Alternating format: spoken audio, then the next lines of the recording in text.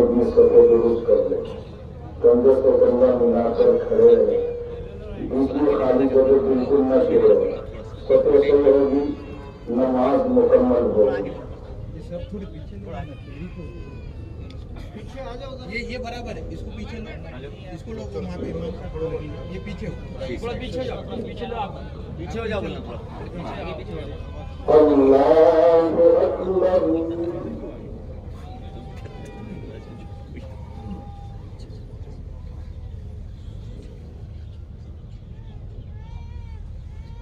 اللہ اکبر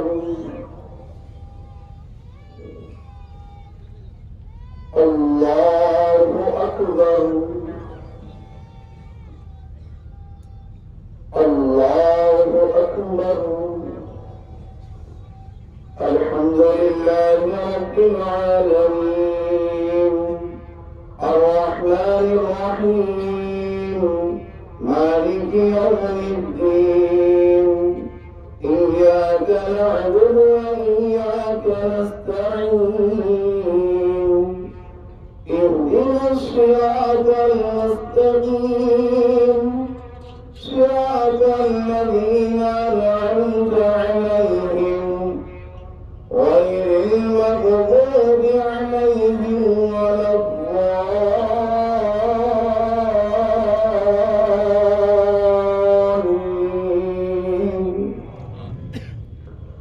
سبح اسم ربك الأعلى الذي خلق فسوى والذي قدر فهدى والذي أخرج المرعى فجعله غثاء نحوا سنقرئك فلا تنسى إلا ما شاء الله إنه يعلم الجهر وما يخفى ونيسرك لليسرى فذكر إن نفعت الذكرى سيذكر من يخشى ويتجنبها الأشقى الذي يصلى النار الكبرى ثم لا يموت فيها ولا يحيا قد أفلح من تزكى وذكر اسم ربه فصلى بل تؤثرون الحياة الدنيا والآخرة خير وأبقى إن هذا لفي الصحف الأولى صحف إبراهيم وموسى الله أكبر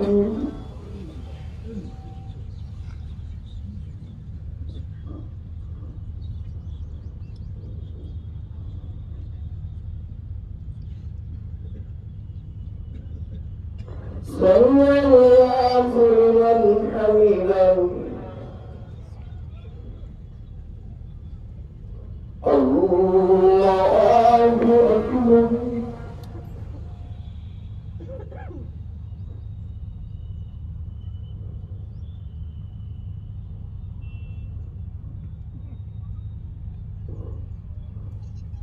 الله أكبر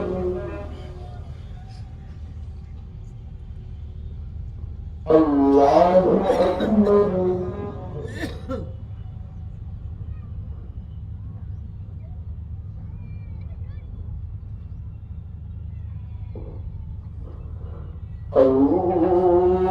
الله أكبر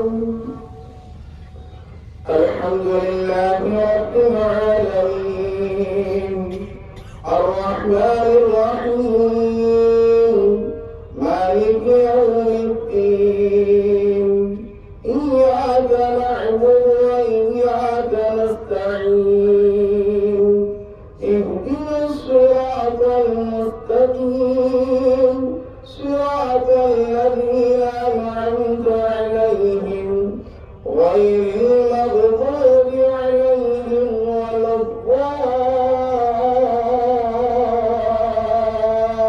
الضالين هل أتاك حديث الغاشية وجوه يومئذ خاشعة عاملة ناصبة تصلى نارا حامية تسقى من عين آنية ليس لهم طعام إلا من ضريع لا يسمن ولا يغني من جوع وجوه يومئذ ناعمة لسعيها راضية في جنة عالية لا تسمع فيها لاغية فيها عين جارية فيها سرر مرفوعة وأكواب مرفوعة ونمارق مصفوفة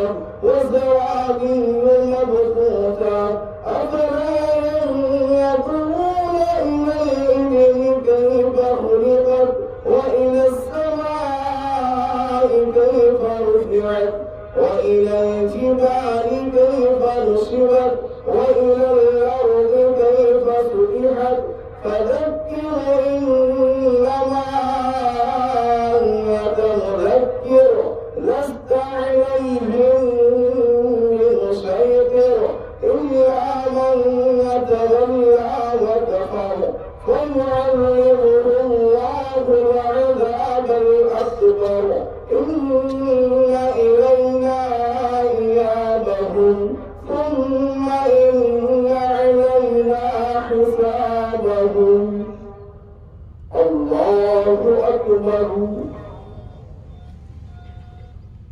الله أكبر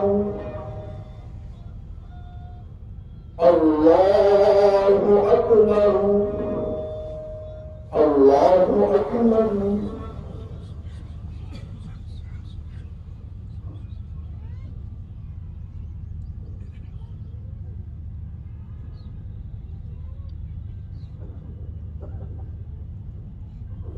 سمع الله لمن حمده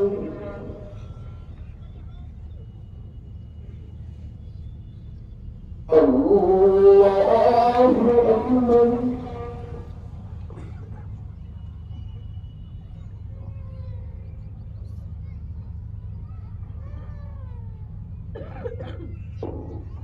الله أكبر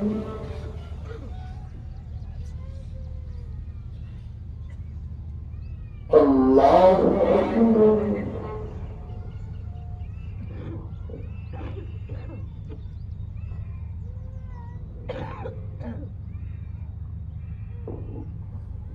الله أكبر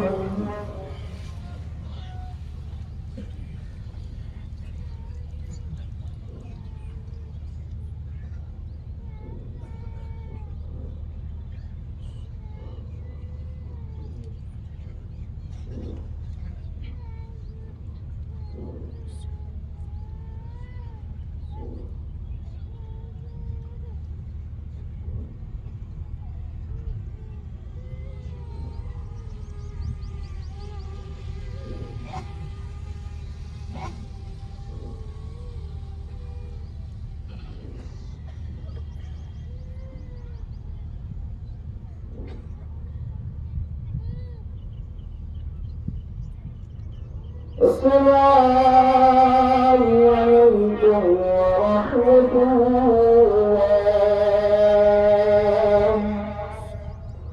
السلام عليكم ورحمة الله. الله.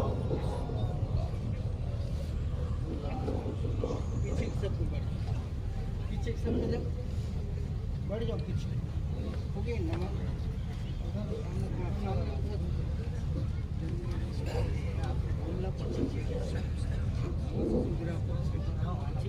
पीछे जाओ पीछे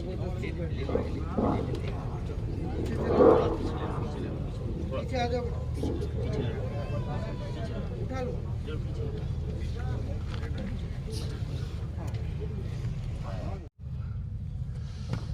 इसका फोन आया था चप्पल उधर क्या करें الحمد لله حمدا كثيرا كما امر واشهد ان لا اله الا الله وحده لا شريك له ارغاما لمن جهد به وكفر واشهد ان سيدنا ونبينا مولانا محمدا عبده ورسوله سيد الخلائق والبشر. اللهم صل وسلم بارك على سيدنا ونبينا مولانا محمد وعلى اله واصحابه مصابيح الغراب. عباد الله اتقوا الله تعالى بسماع اللغو وفضول الخبر وانتهوا عما نهاكم عنه وزجر واعلموا ان الله امركم بامر بدا فيه بنفسه وثنى بملائكة المسبحة بقدسه وسلس بكم أيها المؤمنون من ملية جنه وإنسه فقال تعالى مخبرا وآمرا إن الله وملائكته يصلون على النبي يا أيها الذين آمنوا صلوا عليه وسلموا تسليما. اللهم صل وسلم وبارك على سيدنا محمد وعلى آله وأصحابه أجمعين. خصوصا منهم في الأسر عليك أمير المؤمنين سيدنا أبي بكر الصديق رضي الله تعالى عنه وعلى الزاهد الأوام الناطق بالصواب أمير المؤمنين سيدنا أبي حفص عمر بن الخطاب رضي الله تعالى عنه وعلى جامع القرآن أمير المؤمنين سيدنا عثمان بن عفان رضي الله تعالى عنه وعلى أسد الله الغالب أمير المؤمنين سيدنا علي بن أبي طالب رضي الله تعالى عنه وعلى ولديه السيدين أبي محمد الحسن وأبي عبد الله الحسين رضي الله تعالى عنهما وعلى أمهما فاطمة الزهراء رضي الله تعالى عنها وعلى عميه المعظمين عند الله والناس المطهرين من الدنس والأرجاس أبي عمارة الحمزة وأبي الفضل العباس رضي الله تعالى عنهم وعلى تمام العشرة المبشرة صلاة وسلاما دائمين متلازمين إلى يوم الدين. اللهم أعز الإسلام والمسلمين واخذل الكفرة والمبتدعة والمشركين. اللهم شتت شملهم اللهم مزق جمعهم اللهم دمر ديارهم اللهم انصر من نصر الدين واخذل من خذل المسلمين.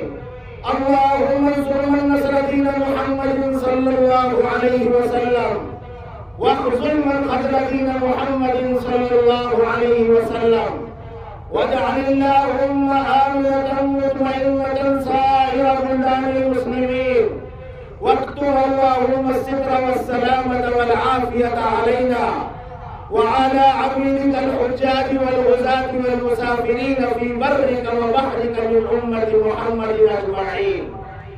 ربنا آتنا في الدنيا حسنة وفي الآخرة حسنة واغفر للمؤمنين والمؤمنات الأحياء منهم والأموات برحمتك يا أرحم الراحمين. والحمد لله رب العالمين. أعوذ بالله من الشيطان الرجيم. إن الله يأمر بالعدل والإحسان وإيتاء ذي القربى وينهى عن الفحشاء والمنكر والبغي يعظكم لعلكم تذكرون. اذكروا الله العلي العظيم الجليل يذكركم وادعوه يستجب لكم ولذكر الله تعالى أعلى وأولى وأعز وأجل وأتم وأعظم وأكبر والله يعلم ما تصنعون.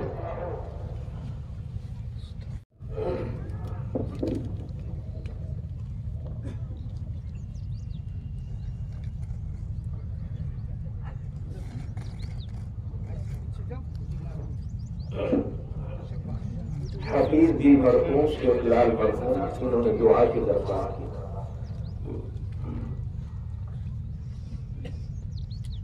مسلم او بی سی قومی صدر الحاج شبیر انصاری صاحب ان کے لیے بھی دعا کریں کہ اللہ تعالیٰ صحت کاملہ نصیب فرمائے. عبد الرافع خان ان کی دعائیں مغفرت کے لیے چٹھی آئی ہے. دعا کریں کہ اللہ تعالیٰ بال بال مغفرت فرمائے.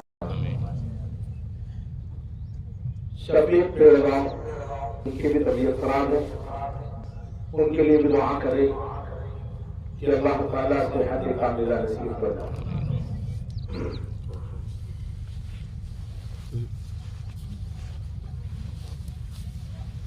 ایک مہم چل پڑی عیسائیات کے تعلق سے اور الحمدللہ اس پر کام بھی ہو رہا ہے, لیکن یہ ہماری ضرورت کی چیزیں ہیں تو ہم اپنے اعتبار سے اپنے حلقے اپنے وارڈ کے اعتبار سے اس کی فکر کریں, کیونکہ علماء اکرام نے جمعہ کے بیانات میں بھی اور خصوصی ملاقات میں بھی یہ باتیں کی. تو جو قانونی آئین ہے اس کے اعتبار سے ہم کام کرنے کی کوشش کریں.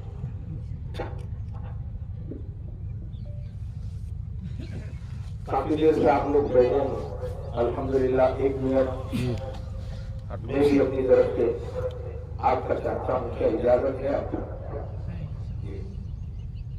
ماشاءاللہ اللہ کی فضل و کرم سے رمضان المبارک کے تمام روزے ہم لوگوں نے رکھے, تراویح پڑھی, قرآن سنا.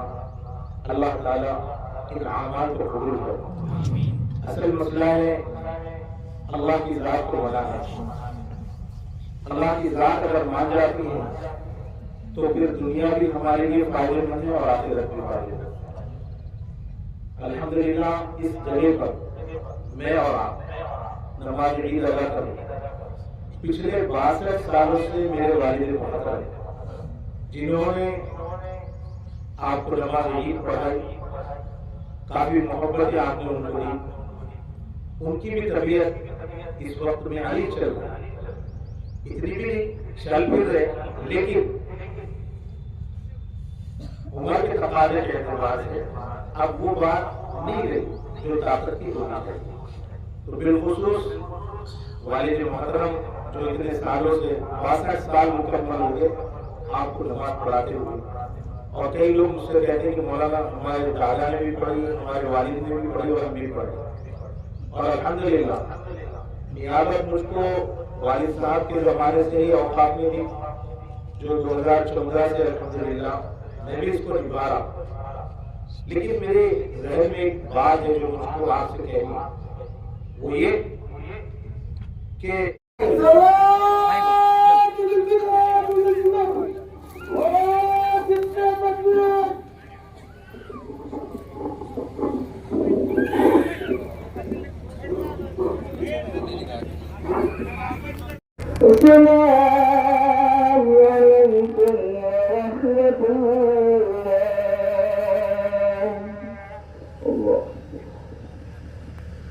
میں نہیں آتے نا سامنے.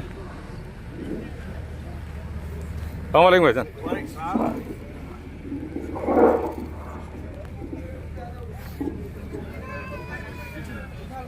اور الله أكبر الله أكبر لا إله إلا الله والله أكبر الله أكبر ولله الحمد.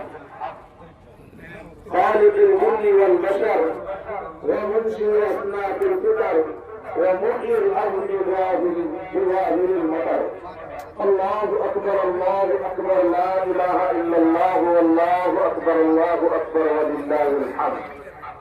ورافع السماء بغير عمل ينذر. الله أكبر الله أكبر لا إله إلا الله الله أكبر الله أكبر ولله الحمد. ومسجلها بكواكب يهتدي بها من استغفر ولله الحمد. رضي عن قوم أساءوا ثم أحسنوا فغفر. الله أكبر الله أكبر لا إله إلا الله الله أكبر الله أكبر ولله الحمد. وغضب على قوم أحسنوا ثم أساءوا فما عبر. الله أكبر الله أكبر لا إله إلا الله الله أكبر ولله الحمد. قبض خلقه قبضتين فقال هذه ولا أبالي إلى الجنة وهذه ولا أبالي إلى سقر. أحمده في الأصائل والبكر حمدا أدفع به السوء والضرر. ونؤمن بالدارين وبكتبه ورسله وبالقدر. أشهد أن لا إله إلا الله وحده لا شريك له ولا ضد له ولا ملجأ من دونه ولا مفر. أحد فرد صمد ليس له صاحبة ولا ولد بل تعالى فقدر. وجهر بالقبيح فستر ووسع الرزق على من شاء من عباده ويسر. وضيقه على من أراد من خلقه وعسر. لا يسأل عما يفعل ربنا العظيم الأكبر.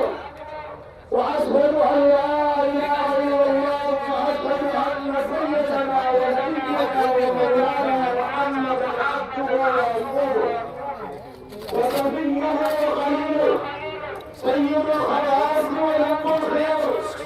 بعده نبيا ورسولا واصطفاه وليا طاهرا عربيا مشرفا ومعذرا نبيا.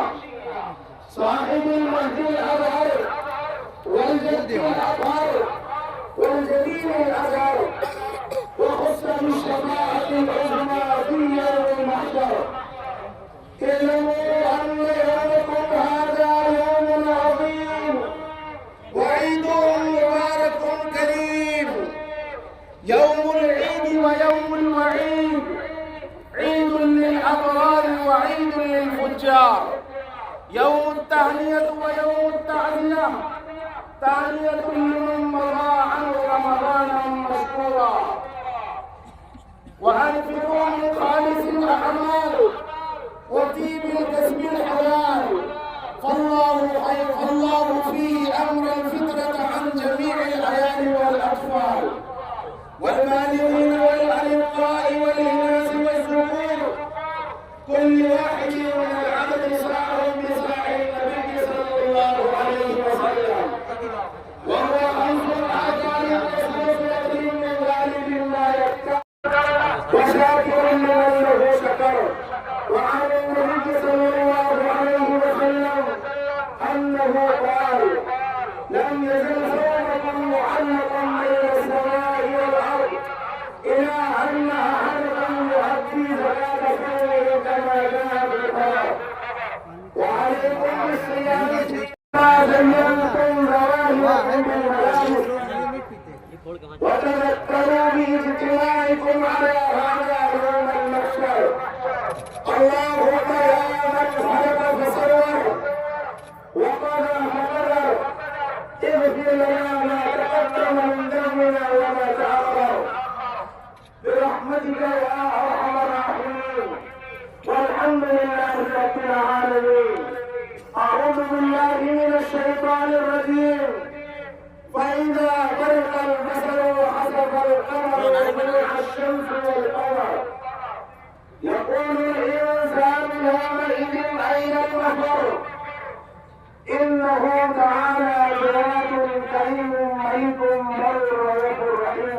حليم.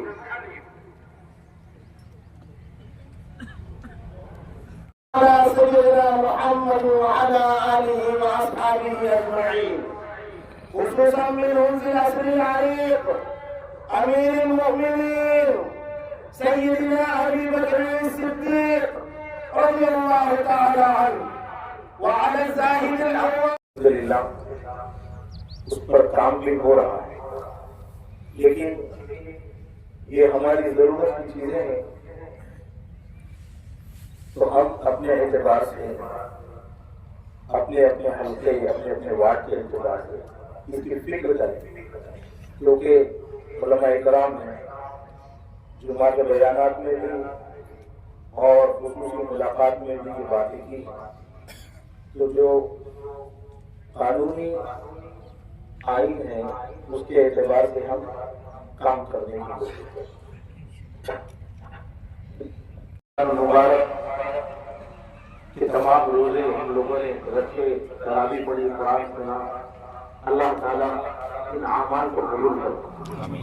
اصل مسئلہ ہے اللہ کی ذات کو بنانا، اللہ کی ذات اگر مان جاتی ہے تو پھر دنیا بھی ہمارے لیے فائدے نہیں ہے اور آخرت بھی فائدے نہیں۔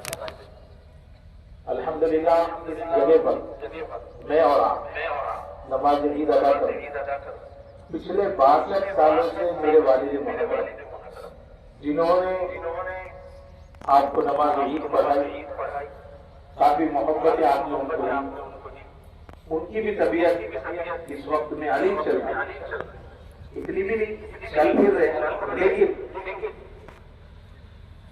عمر کے تقاضے کے اعتبار سے اب وہ بات نہیں رہی جو طاقت کی بات ہے۔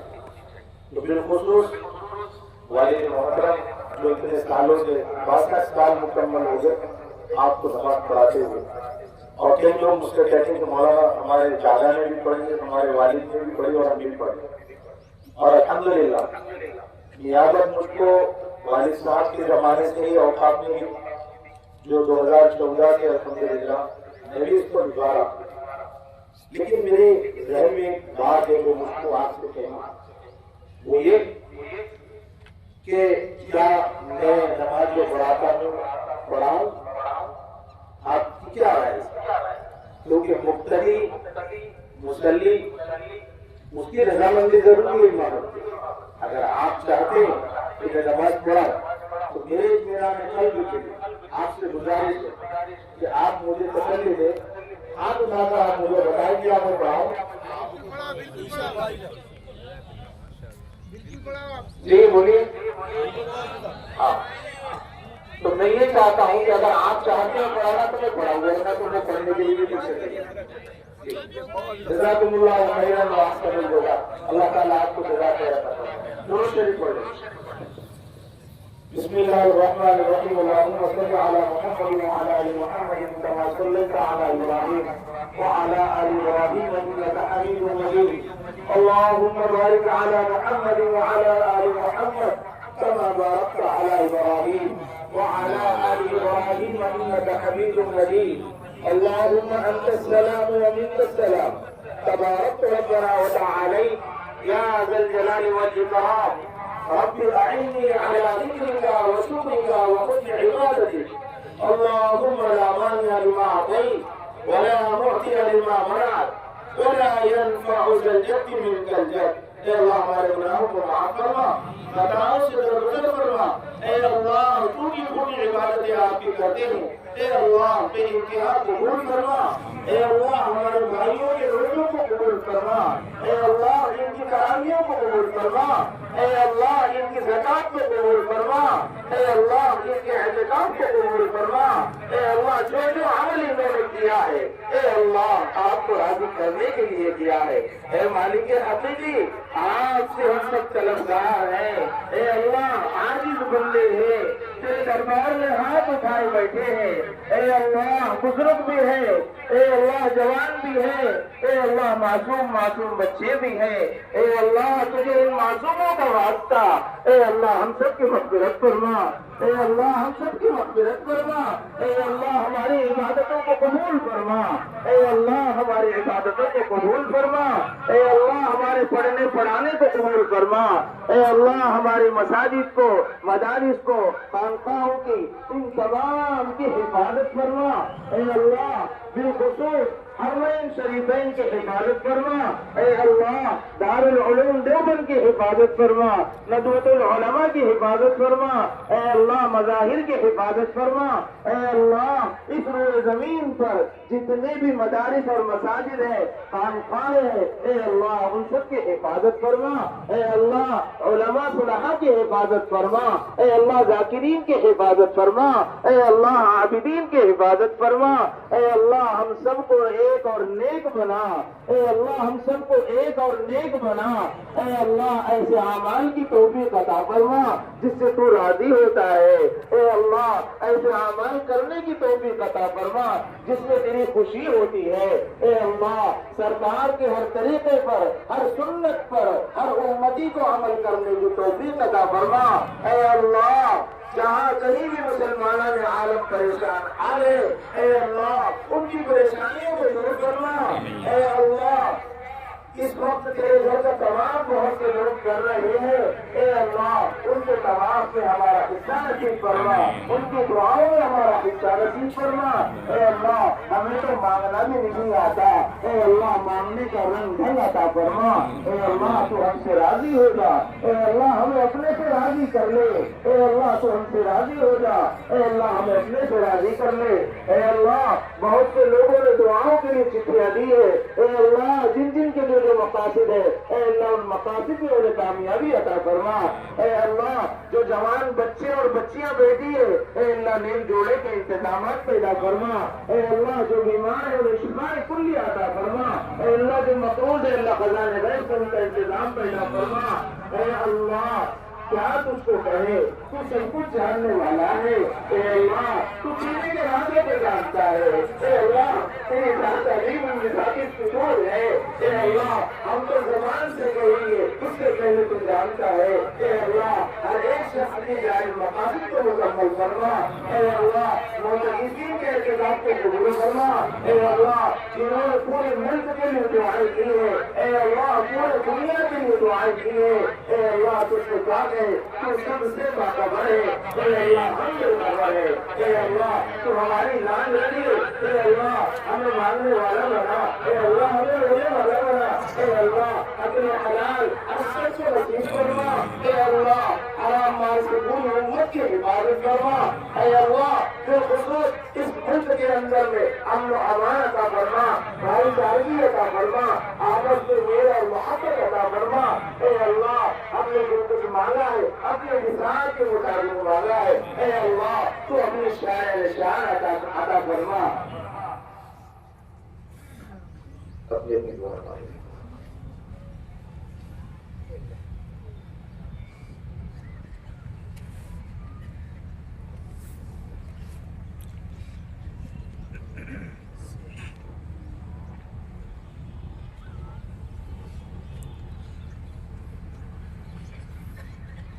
اللہ اکبر اللہ اکبر لا الہ الا اللہ واللہ اکبر اللہ اکبر وللہ الحمد۔ قال الله تعالى في شأن حبيبه إن الله وملائكته يصلون على النبي يا أيها الذين آمنوا صلوا عليه وسلموا تسليما اللهم صل وسلم وبارك على سيدنا محمد وعلى آله وصحبه أجمعين آمين سبحان ربك رب العزة عما يصفون وسلام على المرسلين والحمد لله رب العالمين۔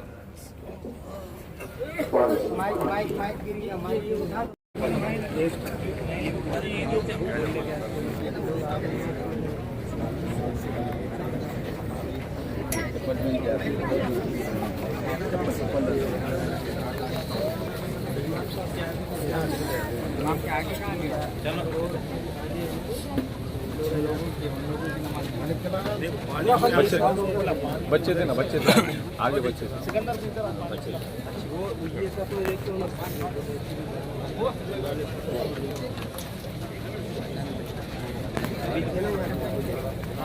तुम मिलो ना, मिलो सबके मैं आप भी मिलो सर।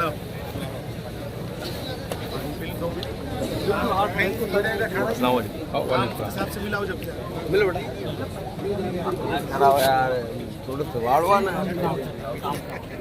आपके सर के साथ धूल नहीं है ना जब्बार भी इधर हो.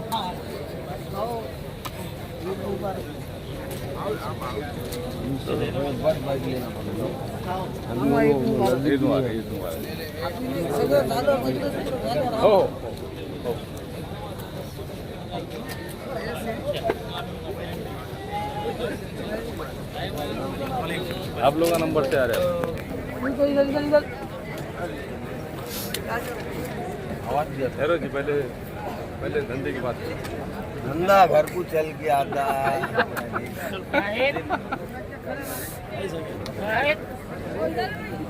वो कटरी मिला था घर उसकी छीन के क्या करें.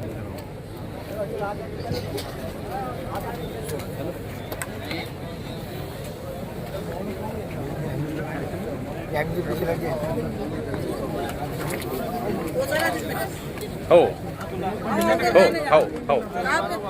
आ रहा. Thank you ma'am. शुक्रिया. अच्छा मिलेंगे थैंक यू. रंग से मिले अलग हराम. वालेकुम सलाम.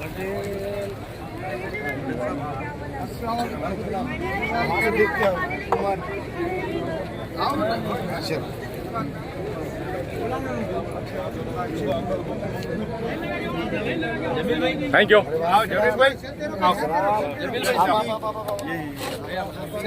चलते रहो.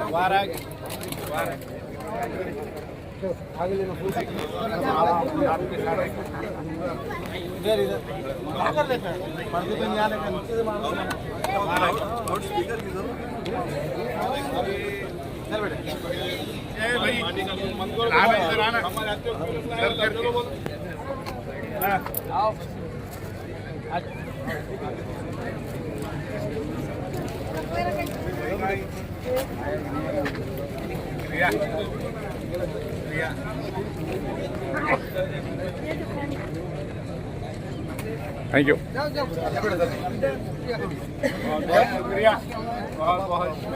अमल और राजीव भाई मुबारक भाई. ईद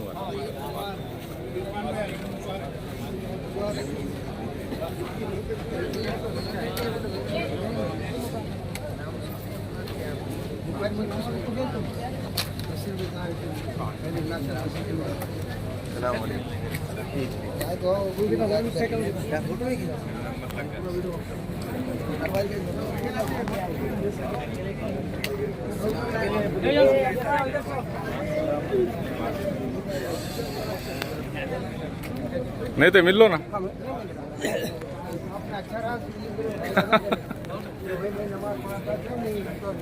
कौन सा मस्जिद में गए थे?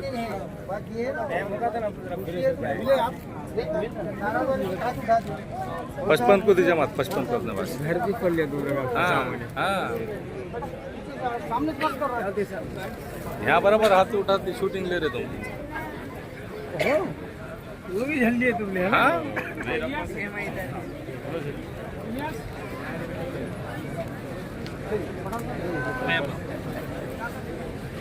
चलो महापौर आया क्या उधर. हाँ हाँ जब्बार भाई चुप रहे ना. जब्बार भाई को आन दो ना. हाँ अभी खाली मुसाफा कीजिए. मुसाफा कीजिए. लोग बहुत कतार में. हाँ बहुत है लोग बहुत कतार में. मुसाफा कीजिए.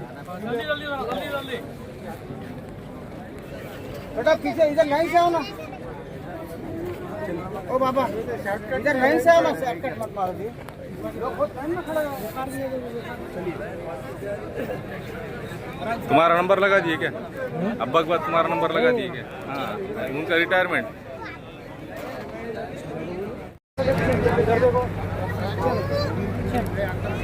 आगे छोड़ चलो बच्चे आगे छोड़ फुल उठाओ. चलो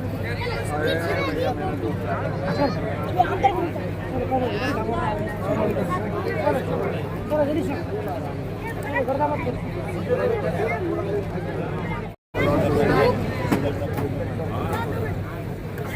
सगळे हो ना तहसीलदार साहेब पण हो ना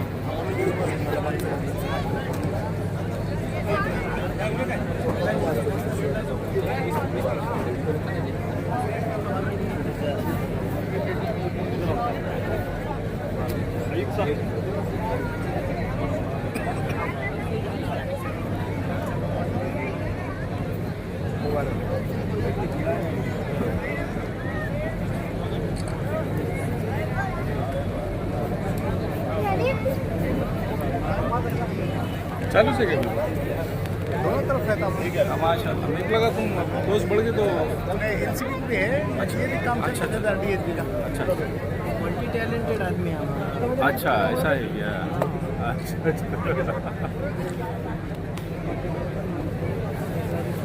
एस पी साहब ने टाइट करिए एस पी साहब थैंक यू बस बढ़ा दिए तो हो सकता थैंक यू है ना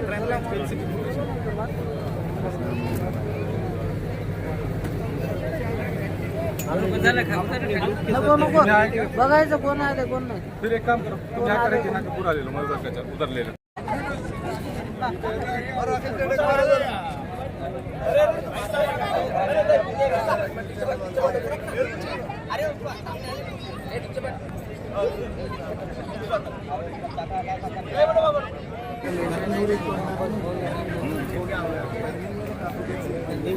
बोला बहुत अंदर से नहीं छोड़ के आ गया तुम इधर आए तो मैं आ गया लोग काफी अभी सामने जाके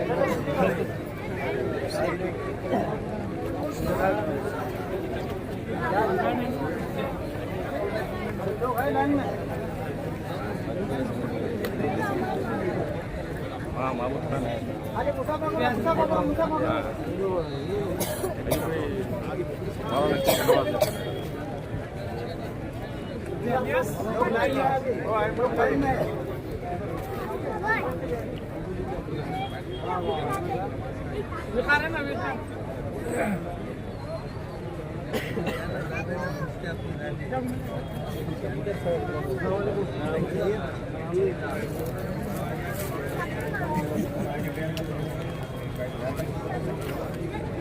चलिए आगे बढ़ो वहाँ से रास्ता खुला करो थोड़ा बाबा बाबा थोड़ा रास्ता खुला करो ना जाने नमाज़ों को जाने दो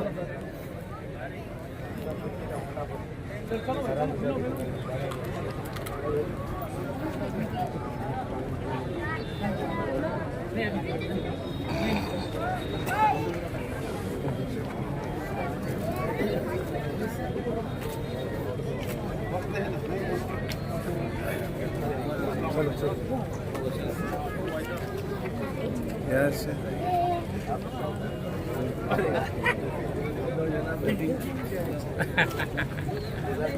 अरे मौलवी कहाँ गए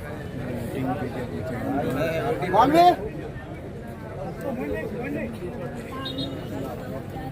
बाबा तो रास्ता दो ना बेटे जाने वालों को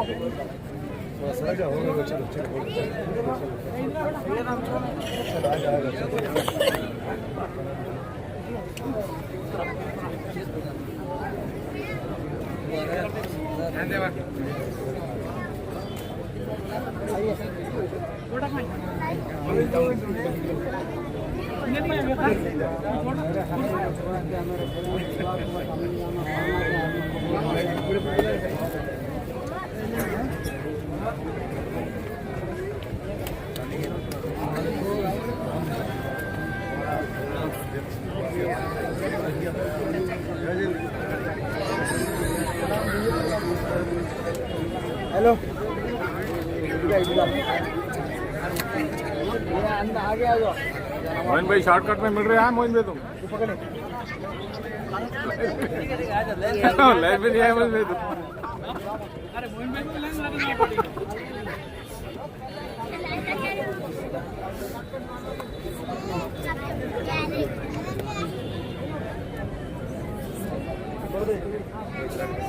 गणेश राव आहे ना क्या अभी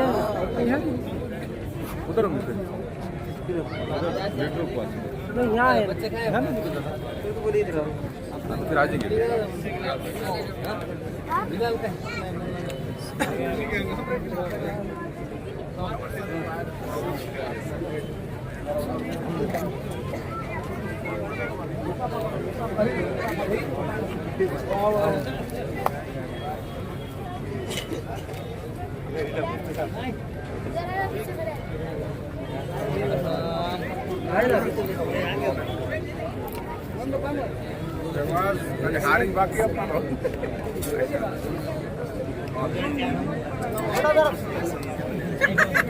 रास्ता दो ना थोड़ा वहाँ से रास्ता दो ना जाने वाला हजरत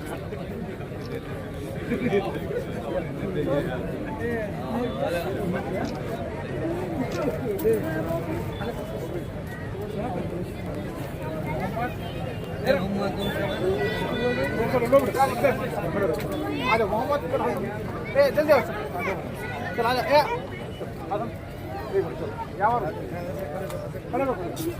यहाँ सब खड़े रहो इधर देखो सब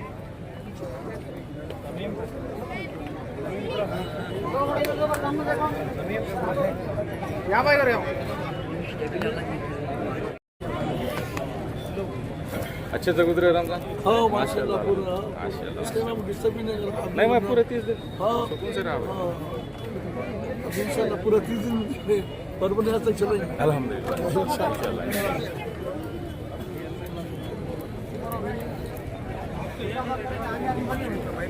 ये खिदमत अपनी रहती है हाँ हाँ हाँ कभी शरीर होती नहीं परवन शरीर अपन परवने आज तक वाले अल्हम्दुलिल्लाह जो बोल दिया बोल अल्हम्दुलिल्लाह।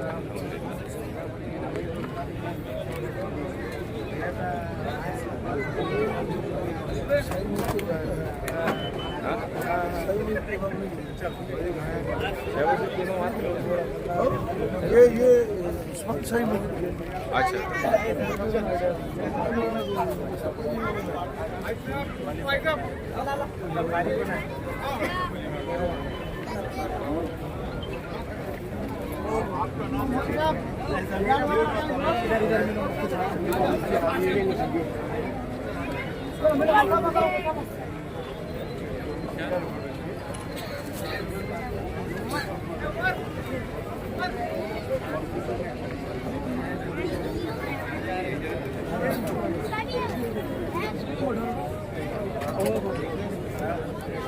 क्या चढ़ा खदीर भाई?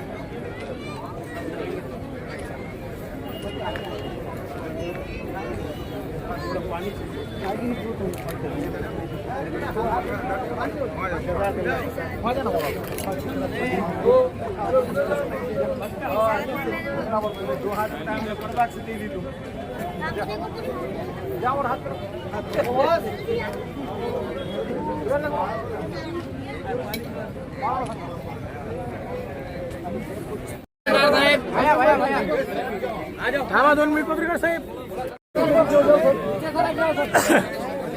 चलो इब्राहिम भाई जाओ साथ में तुम।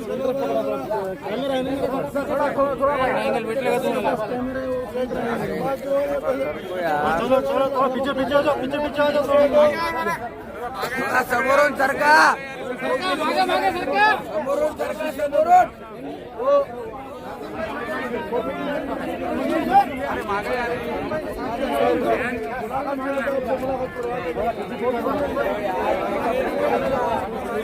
अरे मागे अरे पाठी मागे अरे पाठी मागे या मागे या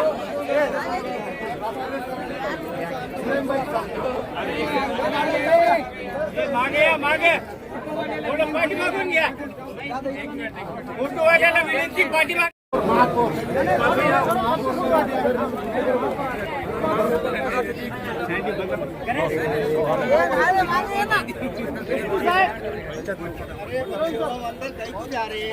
फोटो घे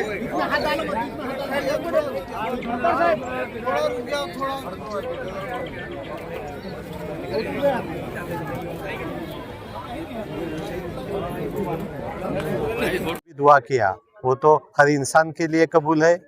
ये दुआ परभनी शहर के लिए कबूल है और अल्लाह ताला ने हम सबको यही आज का संदेश दिया है कि भाईचारे से रहो, प्रेम बांटो, आपस में कोई भी बैर मत रखो, प्यार से रहो तो ही हिंदुस्तान आगे जाएगा। यही आज के ईद का सबके लिए मेरे तरफ से यही मैसेज है कि हम प्यार से रहे, प्यार बांटते रहे।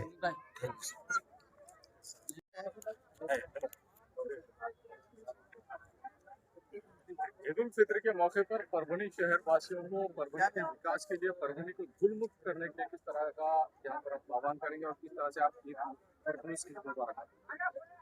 अस्सलामु अलैकुम वरहमतुल्लाहि वबरकातुहू।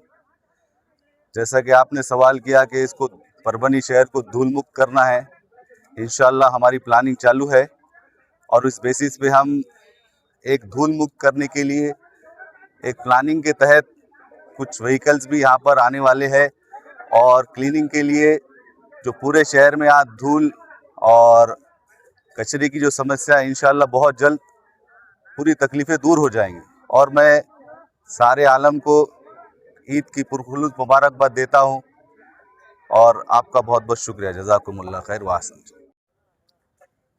जैसा कि आप जानते हैं कि महाराष्ट्र में एसआईआर की प्रक्रिया शुरू हो चुकी है, तो परभनी शहर में जो 2002 की लिस्ट है उसमें नाम सर्च करना काफ़ी मुश्किल पेश आ रहा था। इसको मद्देनज़र रखते हुए मैंने जो है एक एंड्रॉयड ऐप बनाया है परभनी में, पार्ट नंबर 51 से लेकर 207 तक। उसमें आप आसानी जो है एप्लीकेशन को डाउनलोड करके अपना नाम, अपने रिश्तेदारों का नाम सर्च कर सकते हैं।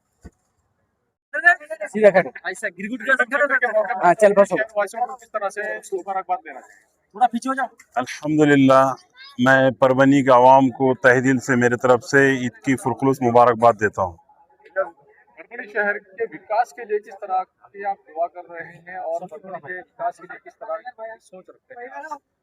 अल्लाह ताला से उम्मीद तवक्को है कि इंशाअल्लाह ताला आने वाले दिनों में परभनी के अंदर काफ़ी सारे प्रोजेक्ट आने वाले हैं और शहर का चेहरा मोहरा बदलने की कोशिश करेंगे इंशाअल्लाह।